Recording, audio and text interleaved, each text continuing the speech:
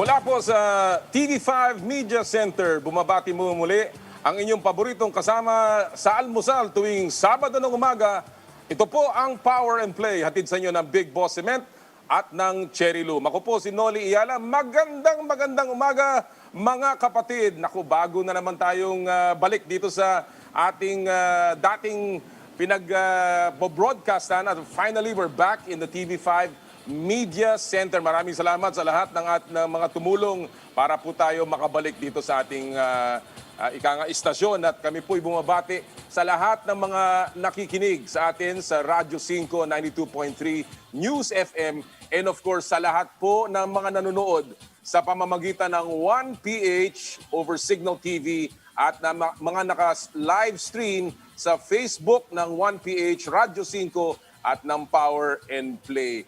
Nako, ang bumulaga po sa ating balita ngayong umagang ito, muling lalaban si Senador Manny Pacquiao at ang kanyang napiling kalaban, ang Unified Welterweight Champion of the World, si Errol Spence Jr. Pambihira yung anunsyong yan. August 21 na mga kapatid ang nakatakdang laban sa Las Vegas ni Manny Pacquiao. At kaya po sigurado tayo sa mga susunod na araw, napakaraming balitaan muli tungkol sa kaganapan na yan. Samantala, dahan-dahan na po nagbubukas ang mundo ng palakasan, lalong-lalo na kasama ang mga fans. Kanina napuyat ako kapanonood ng PGA kung saan meron na pong 10,000 na mga fans na nanonood doon. Ang NBA playoffs na po, marami na rin fans ang pinapapasok sa mga arena.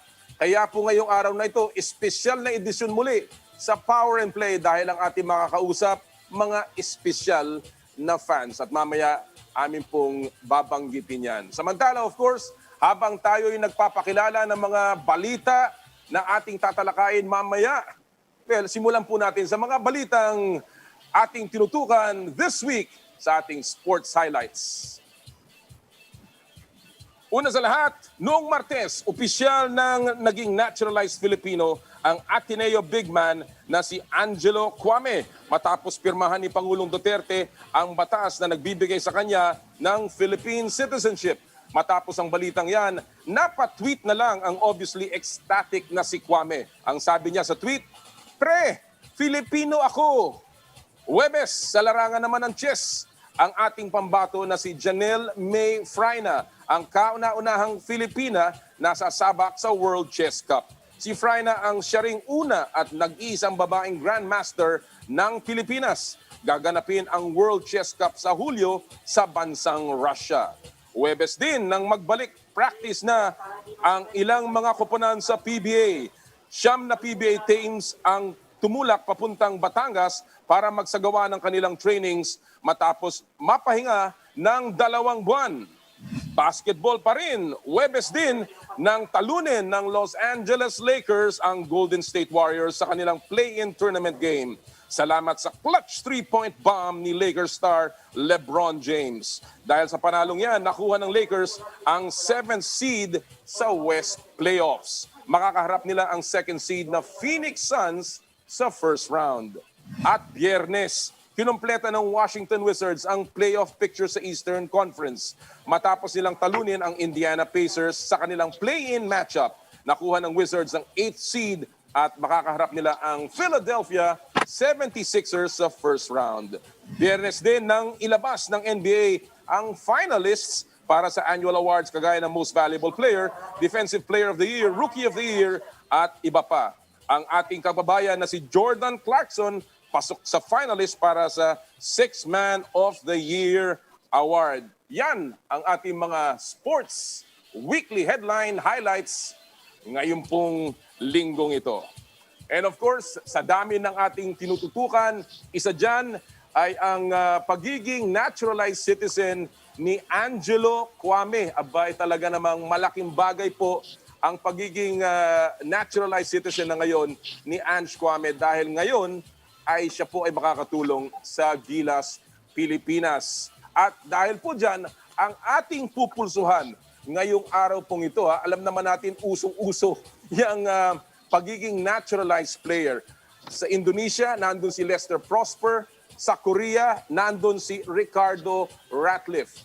Ang ating pumpupulsahan, ito po sa tingin ba ninyo, dapat nang payagan ng FIBA na magkaroon ng higit sa isang naturalized player ang isang bansa? Kung gusto nyo po makilahok sa ating Pulso ng Bayan, well, mag-text lamang sa aming hotline 0949-691-4956 o di kaya mag-post sa aming Facebook page ng 1PH, ng Radyo 5 at ng Power and Play with Kom Noli Iyala. Mamaya po, babasahin natin ang inyong mga opinyon at ang mga kuro-kuro po ninyo tungkol sa ating pinupulsuhan ngayong araw na ito. Alright, well, at this point mga kapatid, dahil ang dami po nating tatalakayin, paspasan na natin. Pag pinag-uusapan ng paspasan, fast take siyempre ang paspasan. At ngayong araw pong ito, maswerte tayo na makakasama natin ang mga balik fast takers. Walang iba kundi si Philip Mattel ng ESPN5 at yung naunsya mi last week, si Randolph Leongson ng Spin.ph. Magandang umaga, Philip and Golf. Good to have you back on the show. Good morning, Kom Noli, and good morning, kay Randolph. Good morning, Kom Noli. Ito na yung bawi ko sa'yo. Nagka-problema ko last week sa, sa technical Oo nga, alam ko Alam mo, maraming mga balitan lumabas ngayon, gentlemen. Before tayo pumunta sa ating issue, I just want to ask you, ano ang reaction ninyo sa naging anunsyo sa social media today ng laban ni Senador Manny Pacquiao kontra kay Errol Spence Jr.? Philip, I'll start with you. Sa tingin ko ay magiging malaking bagay kay Senator Manny Pacquiao kung ano man ang magiging plano niya sa 2022 sa election, kung ano man ang magiging resulta ng laban na ito. Ngunit sana naman ay magiging maganda pa rin ang magiging performance ni Senator Manny upang maipakita niya pa rin ang kagalingan niya sa loob ng boxing ring. Dolph, ano sa tingin mo rason bakit pinili ni Senator Manny Pacquiao si Errol Spence? Actually, Kom, nakakagulat kasi ang expected natin is either of the Garcias yung kakalabayan ni Senator Manny. But I think they felt they had a bigger chance with Errol Spence given yung age difference ay hindi ganong kalayo. So I think that's something that they also factoring in. Kasi kung si Mikey Garcia yung mga kalaban nila, medyo malaki yata yung age gap So medyo nasa alanganing side si Senator Manny pagdating sa ganon. Pero alam mo, mabigat itong laban na to Si Errol Spence is the unified welterweight champion, undefeated, 27 wins, 21 knockouts. At siya ang ranked third pound-for-pound boxer in the world. The best welterweight. Ang magandang tanong dyan, anong timbang ang pipiliin dito sa laban na to? Ito kaya magkakaroon ng catchweight? Si Senador Manny kaya aakyat sa welterweight o mananatili sa junior welterweight? It will be very interesting in the next few days. Anyway, all right. Well, alam na ninyo itong segment natin, Philip at saka Randolph. Ito yung fast take kung saan ang opinion ninyo ang mahalaga. Kayo mga nasa likod ng balita. And of course, bato-bato sa langit, tamaan, huwag magagalit, walang tama, walang mali. Ito ang ating unang issue for the morning, Philip and Randolph. Alam naman natin, magsisimula na ang postseason sa NBA. In fact, today, ang last play-in game bago tayo makumpleto ang 16 na papasok sa playoffs. Kaya ang aking unang tanong sa inyo, alin sa mga first round matchups ang tingin ninyo ang pinaka-aabangan? May nakikita ba kayong upset in the making sa first round? I'll begin with you, Philip. You have 1 minute. Go! Walang hayong bias ito, Kom Noli. Pero ang pinakihintay kong playoff matchup ay sa pagitan ng number 2 Brooklyn Nets at number 7 Boston Celtics sa Eastern Conference. Hindi coincidence na unang 2 games sa 4 ay mapapalabas agad sa primary broadcaster ABC Network dahil puno ito ng drama.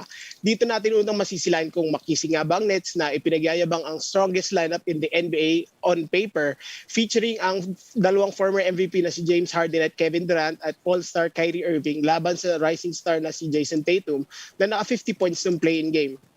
Panigurado tensyonado ito dahil mainit pa rin ang maraming fans sa Boston kay Kyrie na matatanda ang iniwan sila noong 2019. Game 4, panigurado puputok ang bubong ng TD Garden dahil pinayagan na ng State of Massachusetts ang full capacity ng arena. Almost 19,000 ang kaya nito. Ang nakikita ko namang upset ay ang 3rd seed Denver Nuggets laban sa 6th seed Portland Trail Blazers. Naglaban na naman sila noong 2019 semis at nakaraos ang Portland after 7 games, including isang quadruple overtime. Interesting. Yung sinasabi mong matchup na yon, parang sinasabi mo, Philip, revenge game. Revenge series. All right. Same question, Randolph. Alin sa tingin mo ang pinakaabangan na first round matchup? And of course, meron ka bang nakikitang upset in the making? You have 1 minute, Randolph. Go.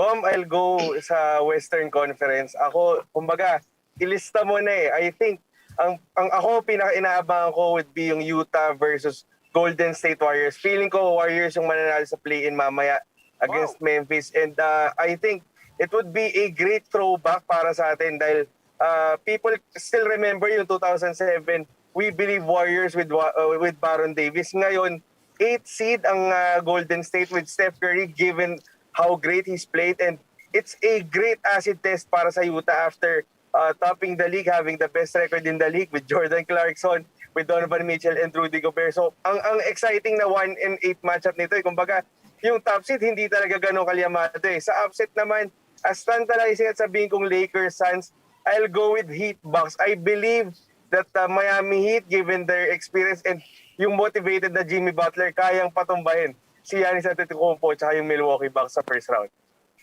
Alright, well, ang dami nun. And ang dami natin dapat abangan sa mga sinasabi mo, Randolph, kung ikaw ang paniniwalaan, ha, mabuti na lang hindi mo sinabing ma-upset ang Philadelphia 76ers. Dahil talagang ma-upset ako. Alright, let's go to our second fast take issue of the morning. Playoff pa rin ng NBA ang ating pag-uusapan.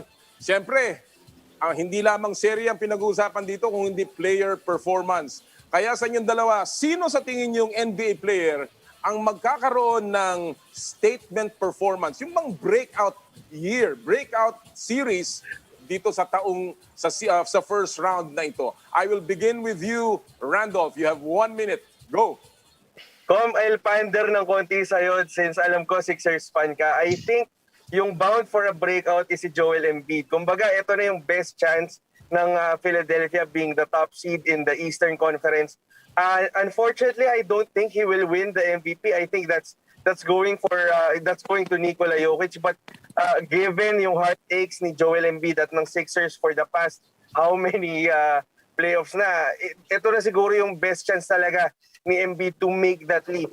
In terms of having a young gun to have a statement series, it's up for Devin Booker to prove na he's at the level ng mga Damian Lillard, nila Chris Paul. I mean, Chris Paul has made the Phoenix from good to great team, but this Phoenix Suns team is still Devin Booker's team, and what better way for him to deliver that statement game against no less than the defending champions in Lakers. Wow, sana magdilang ang ka, Randolph, at si Joel Embiid talaga ay magandang playoff series at higit sa lahat hindi magka-injury. Same issue para sa iyo, Philip. Sino sa tingin mong player ang magkakaroon ng statement performance ngayong playoffs ng NBA? You have 1 minute. Go! Hindi player ang sa tingin ko magkakaroon ng statement Kom Noli, pero isang team, at ito ang top-seeded Utah Jazz. Ipapakita nila na hindi fluke ang kanilang best overall record sa NBA. Marami kasi nagsasabi na peke ang kanilang record kasi lambutin daw, pero naging consistent naman ang kanilang 3-point shooting, which is best in the NBA, at ang kanilang depensa na third lowest sa points allowed. Gusto rin naman nilang i-vindicate ang mga sarili nila mula sa kanilang disastrous first round series against the Denver Nuggets sa loob ng bubble sa Orlando, kung saan napurnada ang kanilang 3-1 series lead. Isa pa dito yung napapabalitang misunderstanding na naganap between Donovan Mitchell and Rudy Gobert buhat na nagkahawaan ng dalawa ng COVID-19 noong March 2020. Sa panguna ng dalawa, Coach of the Year candidate Quinn Snyder, All-Star Mike Conley, and 6 Man of the Year candidates Jordan Clarkson and Joe Ingles, ang palagay ko ay makakaapak sila sa Western Conference Finals for the first time since 2007 at baka magbunga pa ng unang NBA Finals appearance magmula pa ng panahon ni Stockton at Malone. I cannot disagree. Ang Utah Jazz has been very impressive. Of course, marami pa ring non-believers Pero ako naniniwala ako kay Jordan Clarkson, naniniwala din ako kay Coach Quinn Snyder. I think they have a good chance. But of course, the West is always tough. Let's go to our third and final fast take issue of the morning. Gentlemen, punta naman tayo ng lokal. PBA, alam naman natin, balik na ang practices ng PBA. In fact, karamihan ng kupunan nasa Batangas City na. Yung iba nandiyan sa Clark at Subic. And of course, ang mga players sumama na muli sa kanilang mga kupunan. Junmar is back with San Miguel. Calvin Abueva is now with his new team. And so on and so forth. So ang tanong ko sa inyo, this early, ano ang inyong early forecast for any team or player this upcoming season? I will begin with you, Philip. 1 minute. Go. Ang fearless forecast ko sa napakalalim na rookie class this year, ang mangingibabaw sa aking opinion ay ang 4th pick overall na si Mikey Williams. Isa sa highly touted prospects ng taon, magiging big factor in play ng Guardia and will thrive under the guidance of returning head coach Reyes. Sa kanya explosive play na mala Stanley Pringle daw, magpapakita si Gilas si Williams upang punan na spot na pansamantalang iniwan ni Ray Parks Jr. Very seamless ang magiging transition ng TNT from Williams to Parks na matatandaan natin ay nanguna sa statistical points race noong 2020 Philippine Cup. Papalitan din naman ng player na kasing galing o baka higit pa kay Ray Parks. Isa pa magiging malaking factor sa mga butante ng Leo Awards ang win-loss record ng TNT kung ikukumpara natin sa Terra Firma o di kaya Northport. Kung bumalik man si Parks sa TNT, all the better dahil mababawasan ang pressure ng depensa kay Mikey Williams at lalo makapagbibigay pa ng scoring options para sa isang team na pilit na gustong manalo ng championship. Mikey Williams is the name para kay Philip. Well, again, maganda ang pulso ko para kay Mikey Williams. Although he's not practicing with talk and text yet, sana nga ay maging magandang taon. A lot of good things have been written and said about this young kid at yan ang aabangan talaga natin sa PBA. Same question, Randolph. Sino sa tingin mo ang early forecast mo para sa isang player o kupunan ngayong season na to ng PBA? 1 minute. Go. Kom, hindi na fearless forecast pag sinabi ko yung top 4. Alam mo naman yung kalibre ng San Miguel, Ginebra, Magnolia, and like nabanggit ni Philip, yung TNT. I think in terms of teams, outside of the 4, Phoenix has the best chance. They've recovered well after losing Calvin Abueva by adding people who can definitely help them with Vic Manuel, with Cris Banchero, and with their stacked rookie hall. Nakita natin sila Harimuyang, si Aljun Melesio. But I think the wildest forecast, the wildest prediction that I can give is Calvin Abueva will win his first BPC with Magnolia. With the driven na Calvin Abueva and with the machinations, yung materyales na nakapaligid sa kanya, kumbaga tailor fit para kay Calvin to. And like nabanggit nga ni Big Boss RSA, kumbaga he believes Calvin is a keeper for Magnolia, and if he can really get things together, hindi malayo na champion mag-BPC pa. Magandang forecast yan. Randolph, BPC for Calvin Abueva with Magnolia, and malaking bagay din obviously yan sa kupunan ng Magnolia if they want to go a long way sa Philippine Cup. Mabigat ang kalaban. Ginebra, the defending champion, has a new player in Stan Hardinger. Of course, nandyan si Junmar sa pagbabalik. Plus, of course, si CJ Perez and the rest of the field. It'll be interesting kung matutupad yung forecast mong yan. Gentlemen, it's been great. Again, as usual, lagi kaming may natututunan sa inyo. And sana huwag kayong magsawa sa pagbalik sa Fast Take. Stay safe. May lakad ka pa yata, Randolph. Ingat lang, ha? Baka makita pa kita dyan, Kom. Dyan meeting place namin. TV5 Media Center. Nandito po kami. Maraming salamat. Philip Patel ng ESPN 5 at Randolph Leongson ng Spin.ph. Wow. Unbelievable. It's a great morning. Ang ganda ng araw. Hindi pa masyadong mainit. Hindi pa masyadong mainit pero ang balita po ay nag-iinit na. Pero medyo ito tone down natin ng konti dahil ito pong susunod nating segment, medyo seryoso ang pag-uusapan po natin. Alam niyo po, ngayong buwan na to, ang tinatawag na Mental Health Awareness Month sa Estados Unidos.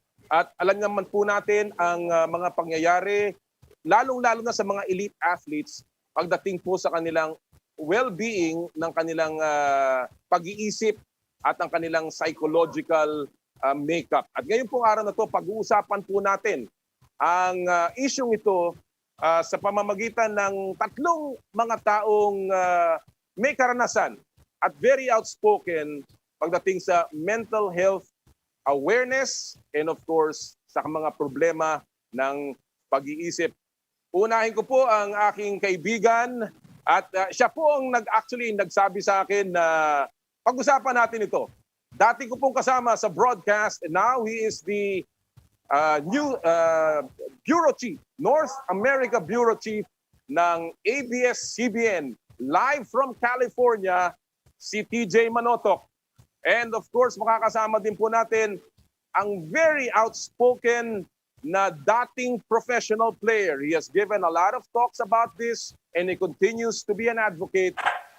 Former pro and now an assistant coach, Tony de la Cruz, at ang isang one of the leading sports psychologists ng Pilipinas, Dr.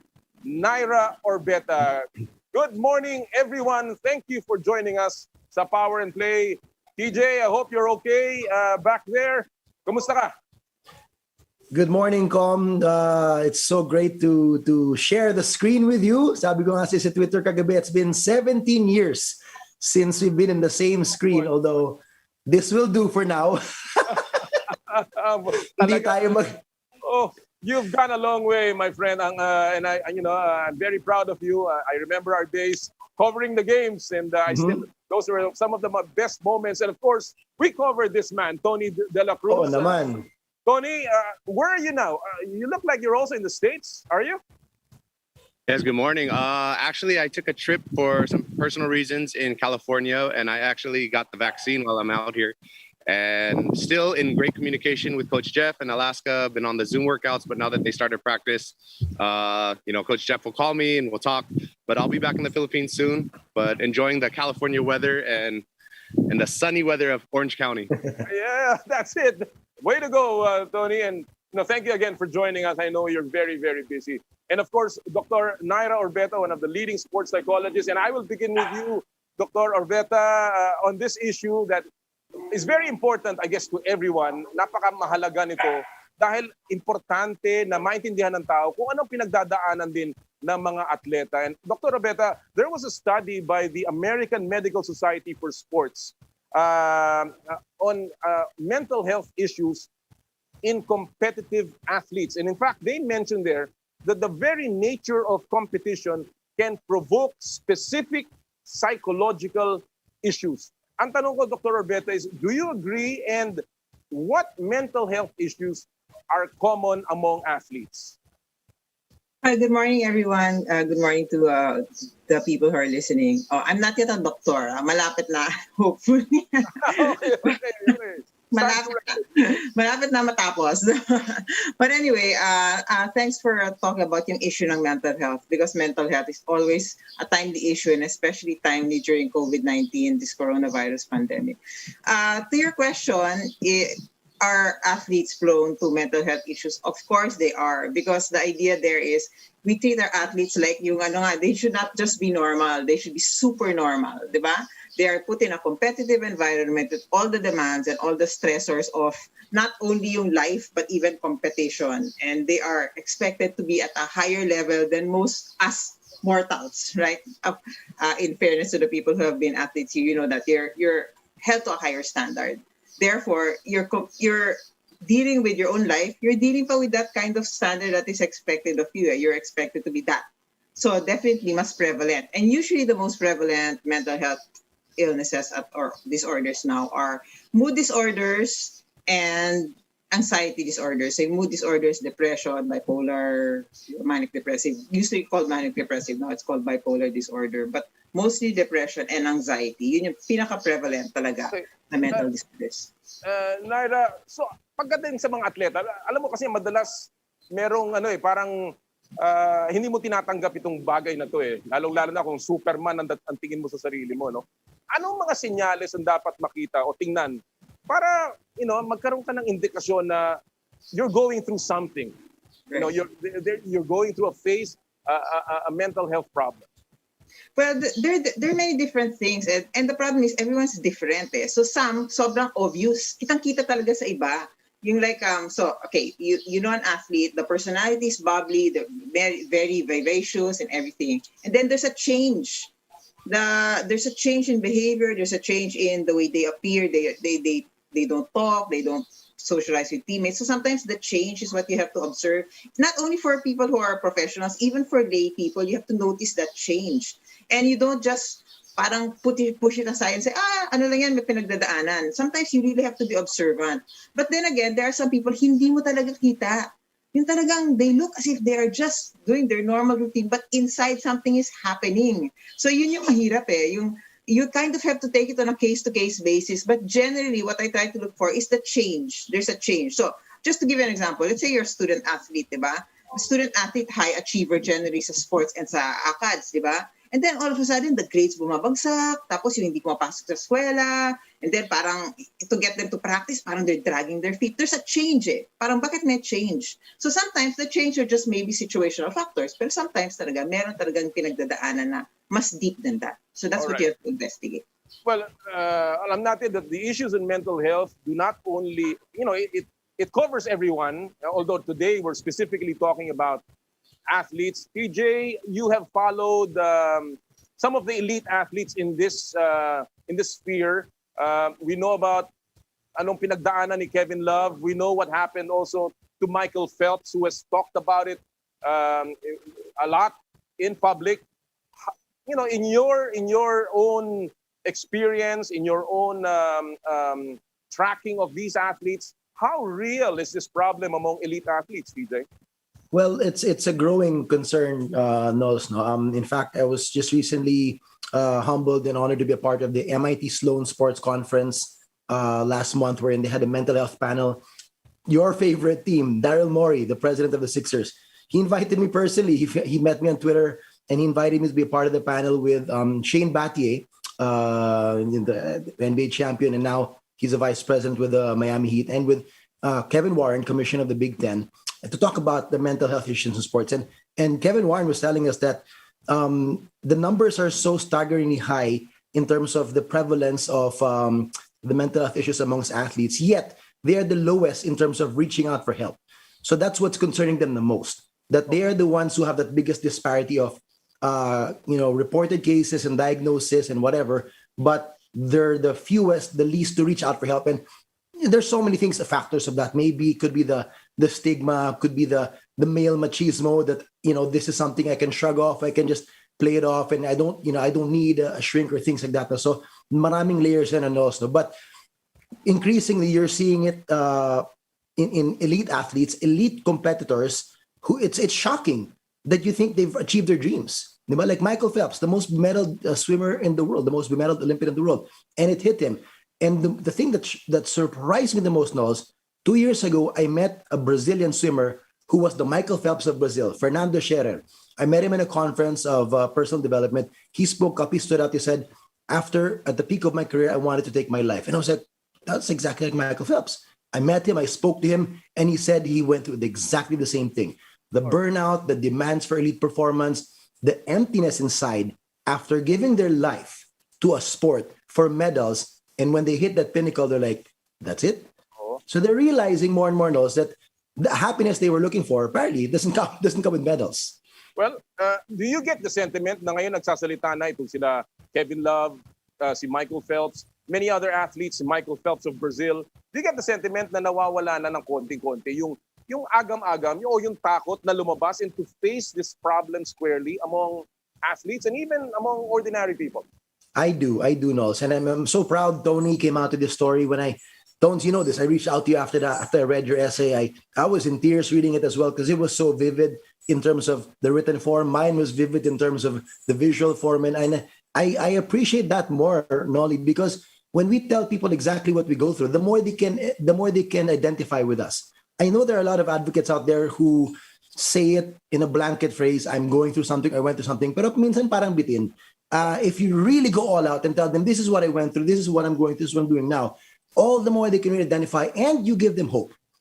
Tony and I were up and alive, we're good. I mean, we may have our bad days and struggles, but we're okay. And that's what this condition needs. We need champions. AIDS has Magic Johnson. Cancer has so many heroes that people can look up to. So as you said, Nos, to your point, with more and more elite athletes coming out, it's going to give the others that hope and the bravery to come out as well. Let me go to you, Tony. Alam natin that you have gone out openly saying that you've suffered through a depression, even during the time when you were at your most popular stage of your career. Maybe you were getting a lot from your career as a basketball player. My question, Tony, is first of all, describe what you went through and why did you come out with this? Well, it's interesting because Miss Naira and TJ are describing my life as an athlete. I mean, everything that they're talking about, I went through. And I think it's that you feel so in demand. And as a professional athlete, especially, you're judged on how many points you score, how many rebounds you get, how much playing time you get, how much money you make. And then you go home at night and you're like, am I really worth this? And if I don't live up to that expectation, my self-worth goes down. So I think that's where I struggled. And, I was diagnosed with clinical depression at one point in my career. I didn't tell anybody. I was on medication. I tried to take my life a couple of times. And again, I would go to practice and smile. We're in the midst of winning a championship. And then all of a sudden I go home and I'm alone again with these thoughts of I'm not good enough. What's going on? And then finally, when I reached out to a friend and I said, I'm struggling with something, he was going to help me find resources. And now that's my job as a coach, as an ex-athlete, is if I see something in an athlete, and I won't go and diagnose them because I'm not a doctor, but I'll say, hey, do you need to talk?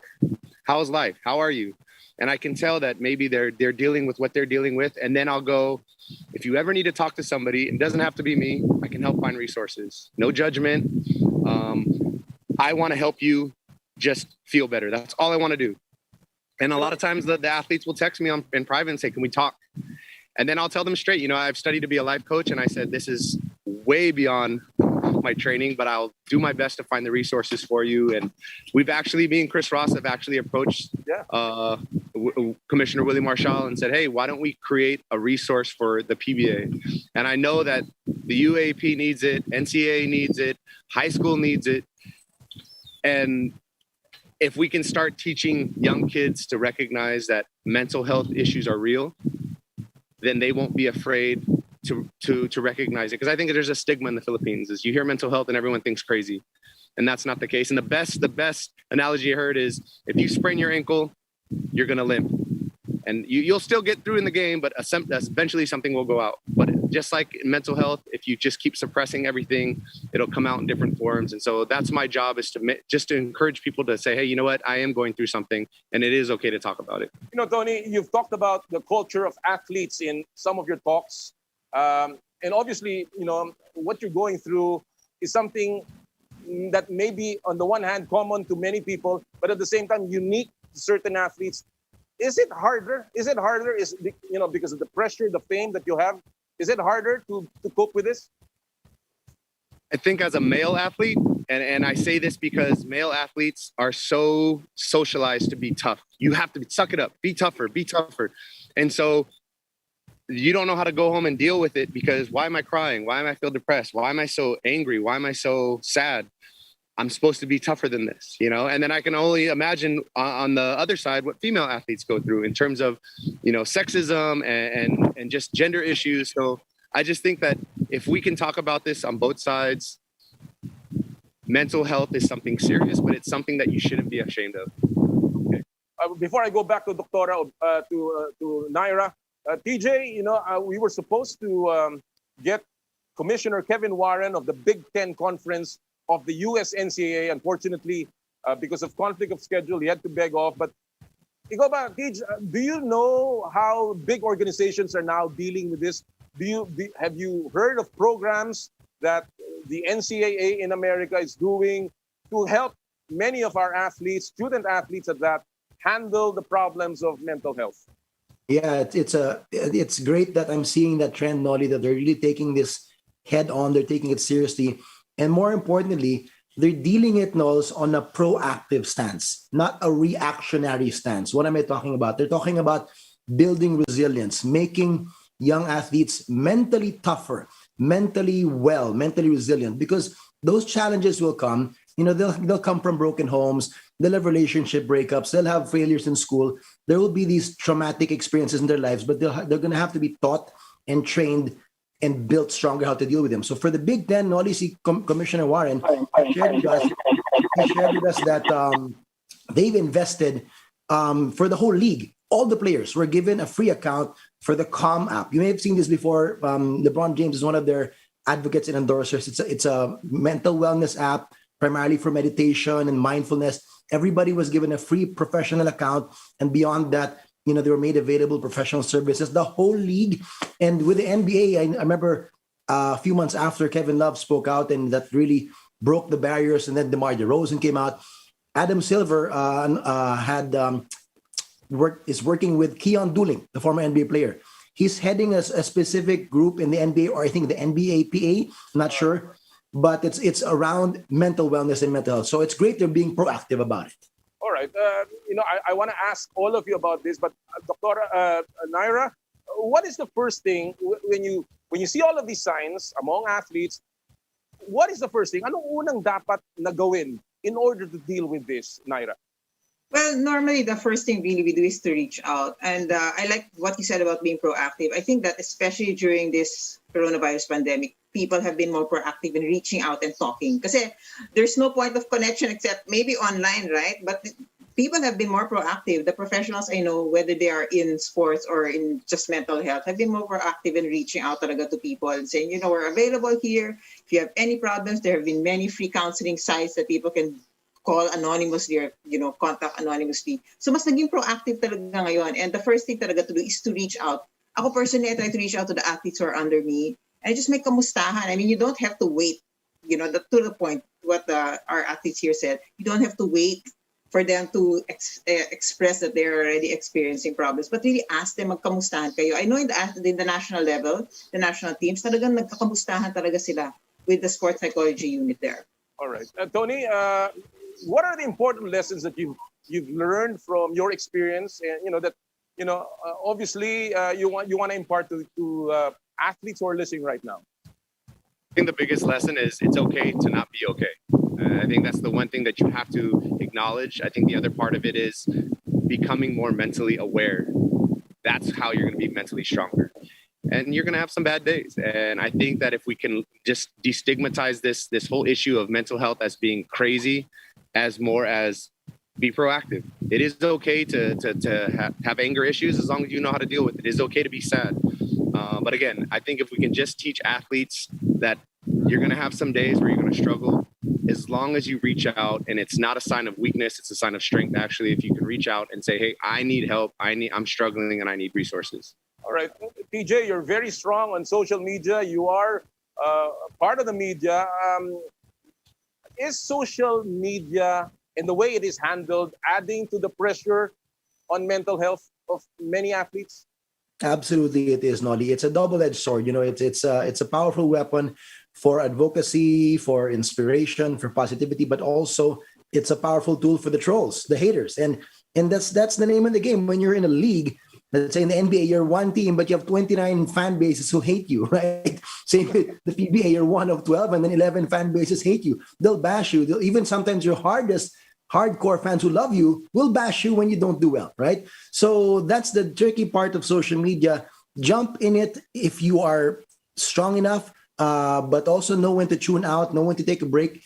I'm a journalist, so I have no choice but to be on it 24/7. But honestly, if this wasn't my job, I'd probably be deleting Twitter and Instagram once every couple of weeks just to tune out and relax and enjoy life. Like Tony there in Orange County, just breathe the fresh air. But yeah, no, that's one thing that the young athletes must be aware of. For them, they think it's normal. Social media is part of life, but it's not. That's not life. Look up, look at the sky. That's the world, that's Earth, not what's in your phone. Detach once in a while and spend time with your real friends, not just your online friends, and invest in your mental wellness. There's many resources out there to know how you can be mentally stronger. All right.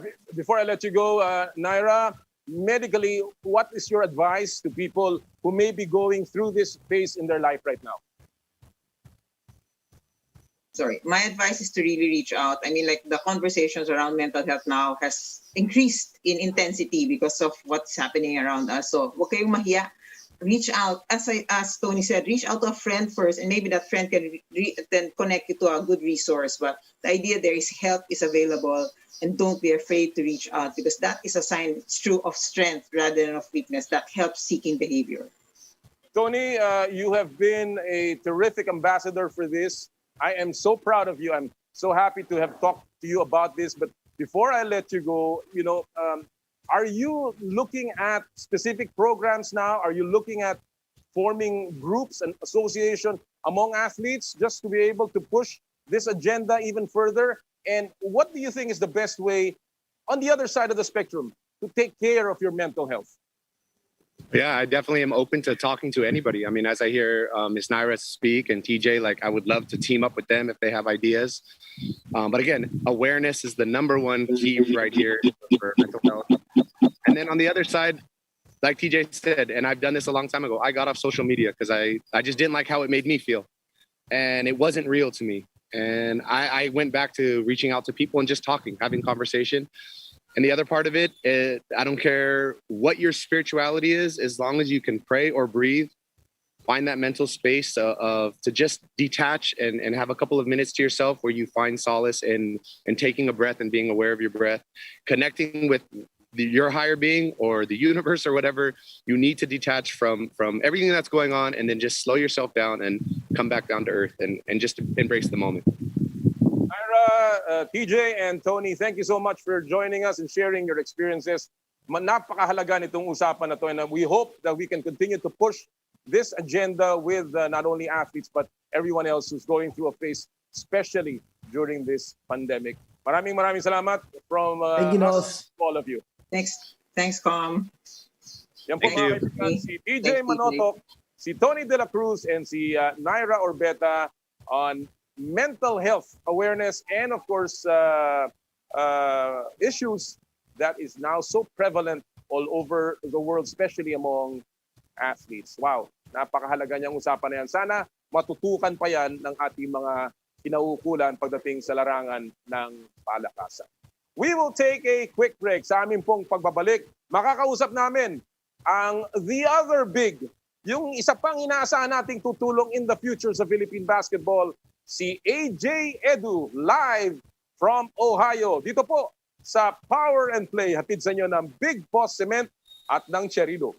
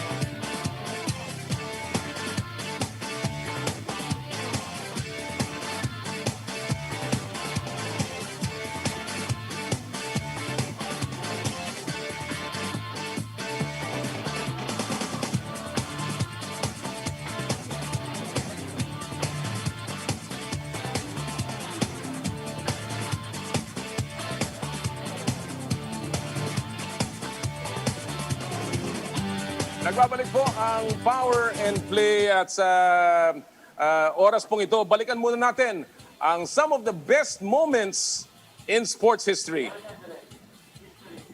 This week in sports history, kilala naman natin si Wilt Chamberlain bilang isa sa best players who played for the NBA. The man who scored 100 points. Pero bago lahat ng yan, alam nyo ba na naglaro rin siya para sa Harlem Globetrotters up May 23, 1958 o 63 years ago nang isuko ni Wilt the Stilt ang kanyang senior year sa college para maglaro sa Globetrotters. Isang taon din na naglaro si Chamberlain kasama ang koponan ng Harlem. Naglaro sila sa iba't ibang bahagi ng mundo kasama na ang Russia. Matapos ang isang taon, nagtungo na sa NBA si Chamberlain. Wilt the Stilt joins the Globetrotters this week in sports history. Alam niyo ba yung Globetrotters? Yung mga bata siguro hindi na masyadong alam yan eh. Yan po yung mga players na nagpapasaya sa mga fans. Yung pong tipong fancy. Nakakakita kayo ng mga windmill dunk, yung mga pasahan na ganyan. Globetrotters po ang nagpauso niyan. Siya nga pala, bago ko po makalimutan, gusto ko lang batiin ng isang congratulations. Yung anak ko nag-graduate sa grade school, si Jacobo, at yung kanyang best friend, yung aking pamangkin naman nag-graduate din sa grade school, si Miggy Baltasar. Congratulations guys. Galingan nyo sa high school. Alright, at this point mga kaibigan, gusto ko lang po magpasalamat muna sa ating mga tagapagtaguyod ng Power and Play. Una sa listahan, of course, Big Boss Cement, Big Boss sa tatag, Big Boss sa tibay. Nandito na ang Big Boss Cement, di basta matitibag, approved sa kalikasan at sobrang abot kaya. Big Boss Cement is the first eco-friendly cement company in the Philippines. First and only cement that is produced with low to 0% of high carbon footprint materials. Big Boss Cement, Big Boss sa tatag, Big Boss sa tibay. Maraming salamat po kay Engineer Gilbert Cruz, ang kanilang presidente at Chief Company Innovator. Marami din po salamat sa Cherry Loom, ang yerong may aluminum. Sa ganitong napakainit ng panahon mga kapatid, sobrang init tapos minsan uulan, kailangan natin ng matibay at protektadong bubong. Dapat ang bubong ay yerong may aluminum. Kapag may aluminum, tsak na pang matagalan. At isa lang ang alam kong dekalidad na yerong may aluminum, yan ang Cherry Loom. Tibay protektado sa pang matagalang yero. Cherry Loom, ang yerong may aluminum. Marami po salamat kay paring Elmer Ngo ng Cherry Loom. Marami din po salamat sa Elms Resto Bar Group, home of fried eating. Elms, with branches at Elms Tapas and Winery located in Calle Bistro, Commonwealth, Quezon City at sa Elms Grill and Bar sa Poblacion, Makati. You may also call their numbers 0977-157-0499 o bisitahin ang kanilang FB and IG pages at Elms Resto Bar Group for reservations and inquiries. Maraming salamat kay Miss Malu Yambao. Thank you also to Joyride, ang bago ninyong kasundo. Dahil ayaw naming nahihirapan ka, book Joyride Motorcycle Taxi now and experience hassle-free commute available in Metro Manila, Metro Cebu. Kapag delivery naman, Joyride ang gamitin, bagsak presyo pero hindi ang serbisyo. Joyride is now on its lowest rates ever. And of course, bukas na rin po ang JR Mall. So download the latest super app, Joyride, and happy move together. Marami din po salamat, of course, sa Makelech Professional, your school of makeup artistry, the official makeup of Power and Play. And thank you so much to Skin, your face and body anti-aging center, with branches at Wilson Street, San Juan City, at sa Alabang Town Center, Muntinlupa City. We provide Indiba tissue regeneration procedure, mesotherapy, Maximus Tri-Lipo, and many more to take care of your body needs. For inquiries, please call 0917-890-1640 or 0977-809-8886. Hanapin lamang si Dr. Richie o si Dr. G. Sarmiento. And of course, kami po ay nagpapasalamat sa aming pinakabagong tagapagtaguyod ng Power and Play. Puso Pilipinas is a movement to celebrate the Filipino athlete powered by Smart. Follow them on Facebook, Instagram, Twitter, and YouTube. Get a chance to win exclusive Puso Pilipinas merch. by sharing their Facebook page in your social media accounts with hashtag Puso Pilipinas. And of course, the Giga Life app is the latest mobile app from Smart that lets you discover and enjoy your passions with the different Giga promos. It can be downloaded and used by Smart Postpaid, Smart Prepaid, Bro Prepaid, and TNT subscribers via the Apple or Google Play Store. What can the Giga Life app do for me? Well, check your balance, monitor your current subscription, top up using debit credit card, subscribe to the latest Giga promos, monitor your data consumption, auto-detect your mobile number when you are connected to Smart Network, one-tap subscription to the most popular offer, Giga Video 1999. Maraming salamat po sa aming pinakabagong sponsor, Smart. Thank you so much sa suporta sa Power and Play. Alright mga kaibigan, by the way, patuloy po ang ating pagtutok sa kaganapan sa NBA today. Meron pong one play-in game. Ito po yung Golden State laban sa Memphis. Naku, napakaganda niyang laban na yan dahil si Steph Curry patuloy na mainit. And of course, siya po ay kasama sa hanay ng mga kandidato sa pagiging MVP. MVP ng Liga.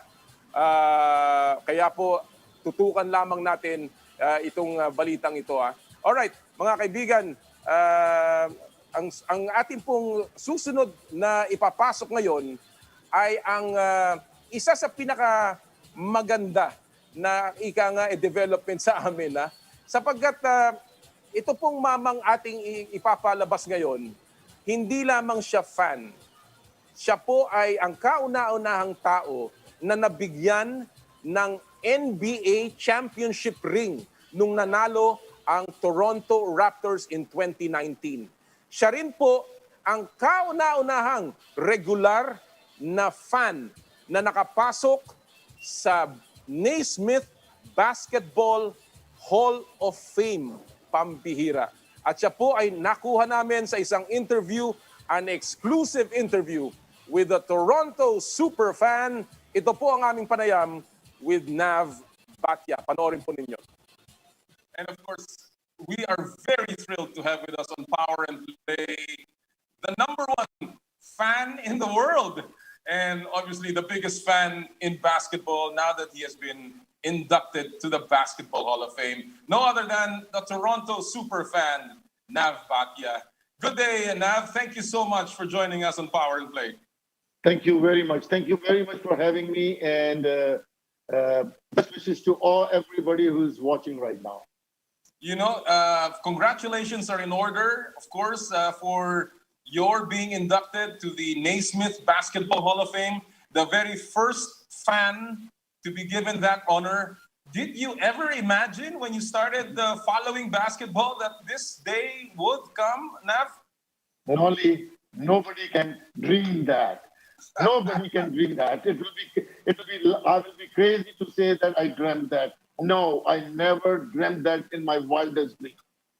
Well, you have, a very terrific story to tell from the beginnings of being a fan of basketball. When you went to Canada as a migrant, back in 1984, the first question I have, I guess, is, were you already a basketball fan before you arrived in Canada? No, in India, basketball is not that powerful. It's cricket is a religion. So you don't have basketball. Just here and there, some people used to play. But no, it is cricket there all the way, all the time. So when I came to Canada, first 10 years, I got climatized, I had to find a job, I had to put a roof over my head and my family. And then in 90, I used to watch a little bit of basketball, American basketball on the television. And I fell in love with, I used to see Michael Jordan, Larry Bird, Dr. J, Magic Johnson, and all those guys. But no, when the Raptors came in 95, I decided, because I was working all the time, every week I was working 100 hours, and I only I didn't do anything else. I had no hobby. I was a boring guy other than my work.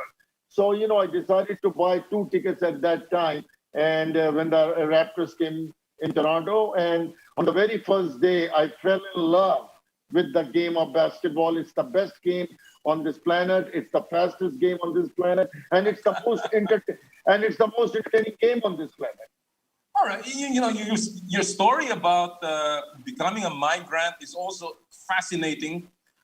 You came to Canada looking for a job, but you ended up as a car salesman, and of course, the legend goes that you sold 127 cars in 3 months. Now, Yes. what kind of talent, what kind of a man does that? I mean, that's just amazing, unbelievable. No big deal. Let me tell you one thing. It's not a rocket science. It's not a big thing. As long as you treat people like you want to be treated yourself, you can do that number any day. And that's what I did, and nothing else. I just treated people like I wanted to be treated myself. And the number shows 127 was a record in 1984, and it still is a record. How much of that man who sold 127 cars in 3 months and became one of Canada's leading car dealers, how much of that man is in a basketball fan? How do you relate that work ethic to being a basketball fan? Well, you know what? Like I told you that by 95, I was comfortable in my work. And I decided to buy 2 tickets at that time because I could only afford 2 tickets. Now I have 13 tickets. But at that time, I could only afford, 2 tickets. So, I wanted to, my work ethics were very good. And when I became a basketball fan and I fell in love with it, and from the very first day, like I said, I loved the game. I was so excited to be there. And 25 years later, I've never missed a minute of the game in the Raptors home game. Absolutely. You have not missed a single game since 1995. And that's one of the reasons why you were inducted to the Basketball Hall of Fame. What about going to the game makes you, so passionate? Because, as a fan, you can watch it on television. You obviously you're very busy with your work, and yet you do not miss a single game. You can actually just watch it now on mobile, watch it on television. What is it about going to the actual game that you love so much, Nav? No, that's a very good question. Yes, I could have watched on the television, and saved a lot of money, also. And we Indians are known to save money. We find the cheapest way. But you know what? But I tell you one thing. I love people. I love people, and it gave me an opportunity to go there. Like I told you, I had no hobby. So it gave me an opportunity to go there and integrate with everybody. It could be a black guy, it could be a Filipino, it could be a Japanese, it could be a Chinese. And I integrated with the people. I love various people. How do you manage to do that with your schedule, Nav? Not miss a single game. Is that like you drop everything on a game day? Well, let me tell you something.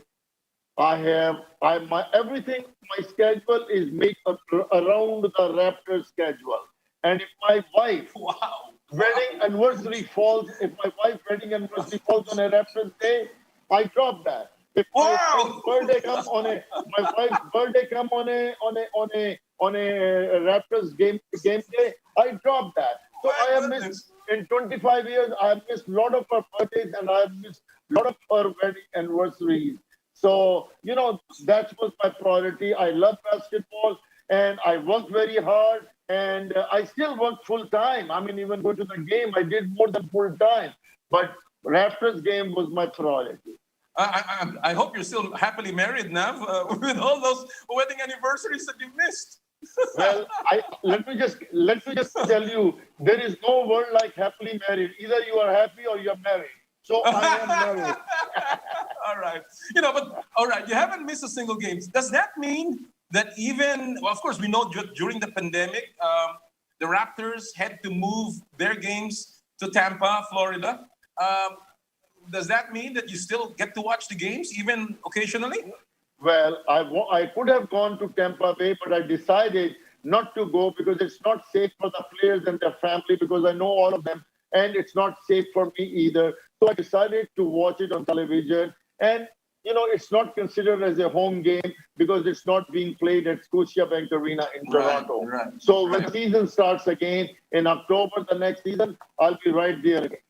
Absolutely. You've been a regular fixture in the games. Obviously, people see you there. Can you describe yourself? What kind of a super fan are you? Are you rowdy? Are you loud? How involved do you get in the game?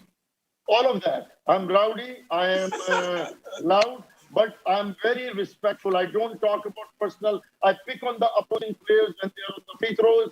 I pick on the opposing referees. I do all that, but all in good taste. And everybody knows that around the league. I know every player on every team and every coach and every referee. So everybody knows that I'm a very very respectful fan. But yes, I am rowdy. I am loud, and I do everything I can to help my team win the game on the free throws.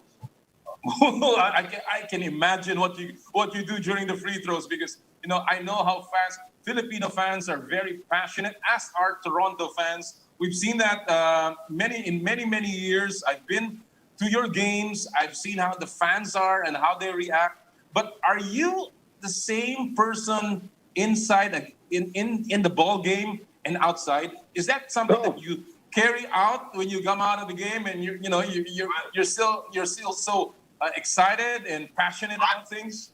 I'm excited, but let me tell you one thing. All the opposing players and the coaches and referees know that for 48 minutes during the game, I am cheering on my team and I am very competitive. But before the game and after the game, we are all brothers.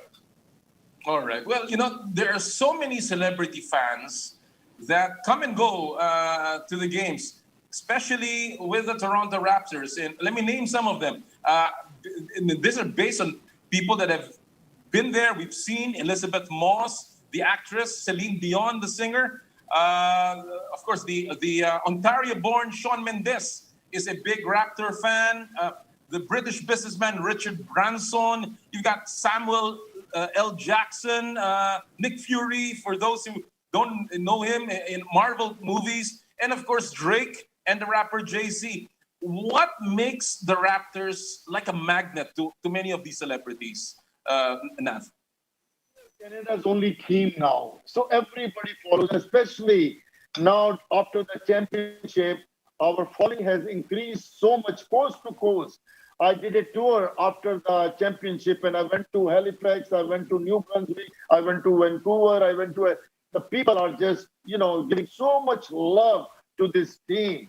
And when you're winning championship, winning and when you win the championship, yes, people give you more love. That's a story of life, Yeah. But you know what? Right now, our following has been on the top. And I think once the season starts again, we are going to be again top and the fan favorite.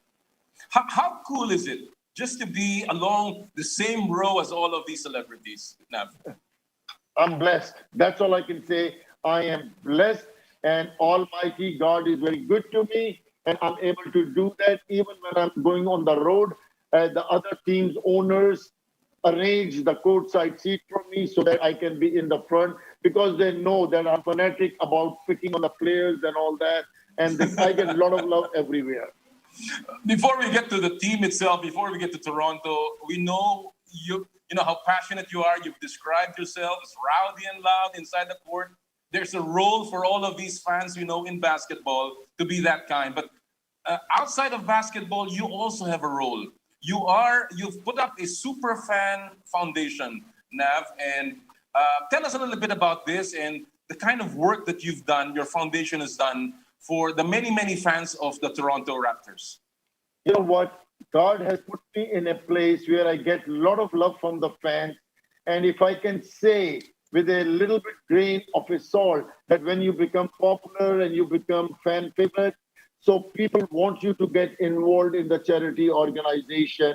I got that opportunity 4 years ago with a very big Christian organization called World Vision. It's one of the biggest Christian organizations. They invited me to be their global ambassador, and the project was to build washrooms in a very poor neighborhood where the girls at the age of 11, when their period starts, they drop out of the school. And I decided to help them out, and we committed them over $300,000 in the first big phase. And now we are going to announce in August another phase to donate $500,000 and more to build more washrooms so that the girls can continue their education. It's very important for me to make sure that the girls are getting their education. If we want to make this society and the country and the world a good place, we got to take care of our little girls and make sure we educate them. Education is important for everybody, girls or boys. But for the girls, it's very important in my heart, and that's what I do. And the second thing I do through the foundation is I do the basketball courts. We make basketball courts in the tough neighborhood so that the kids don't waste their energy on the drugs and groupies and all those things, and they are playing basketball to discipline themselves and come out to be a good citizen. You know, your foundation as well, based on the description, says that it brings people together, people of all races and colors. I know that you also sponsor many kids to watch the games. You know, how meaningful is that to you, Nat? That's a very good question. You know, very good comment. You know why? 60 when about in 1998-99 season, I was made the Raptors Superfan by Isaiah Thomas, the legend Hall of Famer Isaiah Thomas. He brought me one day to the court and said, you know, you are our Superfan for the Raptors, and he gave me a jersey, Superfan 1. And that's the jersey which is now in the Hall of Fame, along with my championship turban and the shoes. But you know, after I became the super fan, I tell you one incident which really changed my life in a way. What happened is I was fixing my cell phone at Well Mobility, and when I went to fix the phone, this guy, Caucasian guy, was sitting there, and he was talking to his wife. And as I entered, he told his wife, "Honey, I got to go. My cab is here," because a lot of Sikhs with turban drive in Toronto and Canada. And I'm proud of them that they drive the cab because we believe in the dignity of labor. But on that day, I didn't get upset with him because in my life, since I've been here, I had a lot of speed bumps, you know. But, you know, I said I got to do something in order to the way the mainstream thinks about the Sikhs, because they think if you're wearing a turban, driving a cab, you are a cabbie. So on that day, I went to the Raptors. I bought 3,000 tickets, and I celebrated our New Year's Bathia, which is in April. And I brought people from Hindus, Sikhs, Chinese, Filipino, everybody I brought together so that the kids can sit together and watch the beautiful game of basketball. And I wanted to make sure that when these kids grow up, they don't have to go through what I went through. Amazing. So, that is. And for 20 years, I've been doing that every year on our New Year's Bathia Day. Amazing. That is an amazing story, an amazing mission, if I may say, that you've done, you know, turning yourself from a regular fan to somebody who just brings people to the games and makes them enjoy the same things that have made you who you are today. And you know what? Deep inside, we are all the same. You could be Filipino, you could be Japanese, you could be Indian, you could be Hindu, Muslim, whoever you are, a Christian, doesn't matter. Deep inside, when you are at the game, you all have one common call for your team to win and cheer on your team. And that tells you that 99.99% we are all the same. So, I'm using this beautiful game of basketball to bring the world together. You know, I know that you have so many good experiences as a fan, but perhaps the greatest experience of all was when Toronto won its first ever franchise back in 2019 in a fantastic series against the Golden State Warriors. And of course, the bigger part of that, at least on your end, is that you received a championship ring too. And you're wearing that right now. There we go. Now, did you think that you were getting one? Were you ready to? That's a beautiful ring, Nav. That's a beautiful ring. Did you think that you were getting one? And how much did that mean to you, Nav?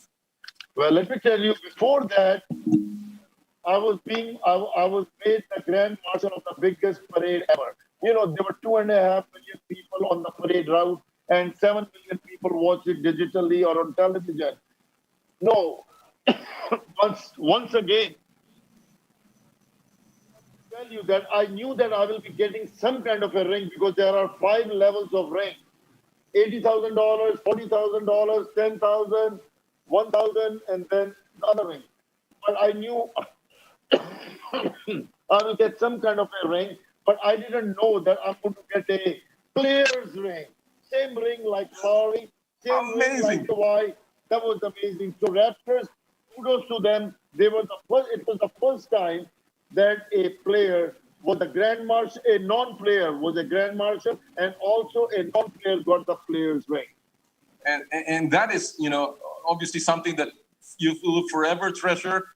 And hopefully, of course, you hope that all your fingers will have those rings soon with the Toronto Raptors. Now, I'm blessed. Even if I don't get another one, I'm really blessed and thankful. Absolutely. These are too many which I don't deserve, but God has blessed me, and I'm carrying them on the basis of fans. Now, whenever I go to the games, I wear this ring so that I can share it with the kids. I make sure I put there on their fingers and I inspire them. Because how often you can have a championship player's ring on your finger? Exactly. I make sure I give them a that I give them a chance, and then the next day they go to school and I give them the bragging rights with the picture with the ring and myself. All right, let me just talk a little bit about the Raptors now. The Toronto Raptors was an expansion team back in 1995 when you started following them, and it's had its ups and downs. We know, the many years, the decades where Isaiah led them and Brian Colangelo led them. And of course now Masai Ujiri is now leading the charge. You've got so many players from Damon Stoudemire to Marcus Camby to Oakley to T-Mac and of course Vince Carter. When you look at all of these things, Nav, who do you think are the 3 personalities, player or general manager, who's had the greatest influence on the Raptors' popularity and success? Well, all of them, I would say that in their times. Isaiah did initially when the times were very tough, when you were a new franchise. And I would say Brian Colangelo did a very good job by bringing Jamar, Valanciunas, and all those things, Lowry, and then Masai Ujiri, championship, he brought the championship. So you cannot, he's right there on the top. And the player-wise, I think everybody, from the beginning, from Damon Stoudemire to present team, is a part of this championship run which we had. Everybody played their part at that particular time. And especially Vince Carter is right up there because he was Mr. Canada. He was the one, first of the players, big-time players, who wanted to come to Canada and stayed here for so many years and did so well. And it's him who did a lot of camps, I have to tell you. He did a lot of camps at the end of the season for 1 week, complete camp from 8 in the morning till 6, and brought a lot of Canadians to that camp. And some of those Canadians were Corey Joseph, who are a part of the NBA, Wiggins, Tristan Thompson, Kelly Oljonik, all these guys, they were the part, Jamal Murray. So that's why today we have 20 NBA players because of Vince Carter. So everybody, fulfilled their role, but Vince is right up on the top. All right. Does the Superfan have a particular favorite player of all time from the Raptors? Well, let me tell you, I once you wear a Raptors jersey, I'm a fan of yours, but I would say Vince Carter is on the top for what he did. Not because what he did with the dunk, he was the best dunker and he was a very good athlete and he jumped over a 10-foot Australian guy no, not because of that, but what he did off off the court with the kids and everybody, you know. I remember having 3,000 kids during his stay have an autograph and picture with him because he would never say no. And when you bring a kid to him, he will hug them and give them an autograph and take a picture. It's been a challenging year for you, for the Raptors this year, the season, Nav. Obviously, the pandemic season has had a lot of difficulties. The players that you lost, Ibaka, Gasol, of course, you got some trades going. How much do you think did the move to Tampa affect the team? Knowing that the fan base is gone, and obviously it's a different environment. Big time, big time. You know what?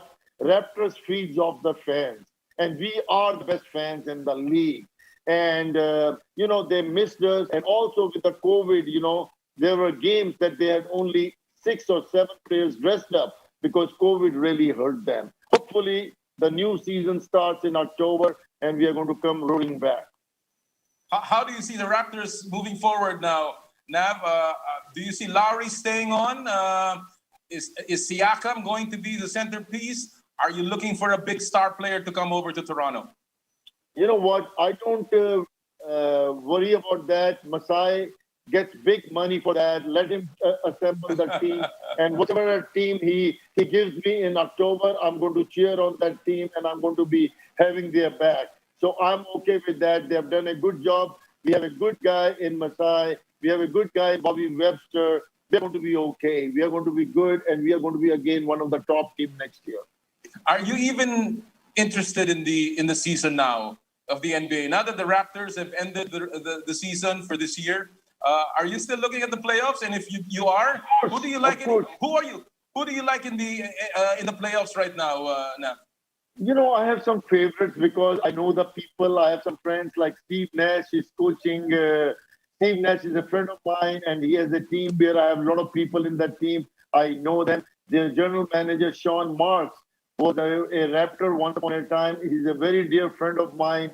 I was at the Hall of Fame. He was there, and he invited me to one of the games in the playoffs. And I said, if you go to the Eastern Final, only then I'll come. But I don't know with COVID what happens. Again, Philadelphia, Doc River is a very good friend of mine, and Sam Cassell is my very, very good friend. And I have a lot of personal friends in that team. And I hope that it will be a final. Somebody from the Eastern Final will be one of those 2 games.